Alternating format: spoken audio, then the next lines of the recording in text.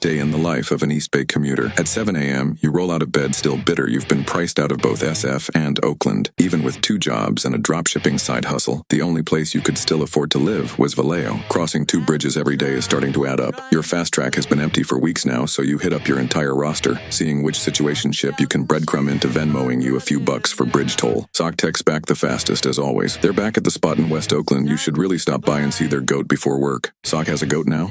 Yeah, that checks out. Normally, you'd just park at Sock's place and walk over to the BART station. But all the tech bros are out of town for Burning Man, so there's practically no traffic. You stop at the corner store to pick up a Red Bull and are immediately disappointed that old man Hayward isn't in his usual spot. The new owners replaced him with some weird white guy who calls himself Elder Fremont. The implications of this are astounding. They finally gentrified the lower bottoms. Guess it's not 2014 anymore. It's not clocking to Sock that you've got a job. They want you to take them to Soma to have lunch with their on-again, off-again boyfriend Gooch. You mean that douchebag who works at Salesforce? You really need to dump that loser. You tell Sock while getting on the bridge. You get off the freeway and drop off Sock at 10th and Market. Gooch is back from his business trip to Iowa and offers you something called Des Moines chocolate. You'll pass. Sock asks you to go with them in Fruitvale to the farmer's market on Sunday. They named their goat Fruitvale? That's hella weird, bro. You say, yeah, that sounds cool, fully knowing you're gonna leave them on red until the next time you need to use their fast track. At 11 a.m., you finally show up for work at the cafe on Van Ness. It's a much smoother ride now that there's no construction. When you sit down, you realize you left your laptop back home in Vallejo. You work remotely, but the free Wi-Fi and strawberry matches are too good to pass up. You text your boss you're taking a mental health day and head to your second job, dog sitting for some rich lesbian couple. You don't even like dogs, but 20 bucks an hour under the table covers the upkeep on your BMW. Maybe one day you'll afford the city again. Until then, you tell yourself Vallejo's only 45 minutes away with no traffic.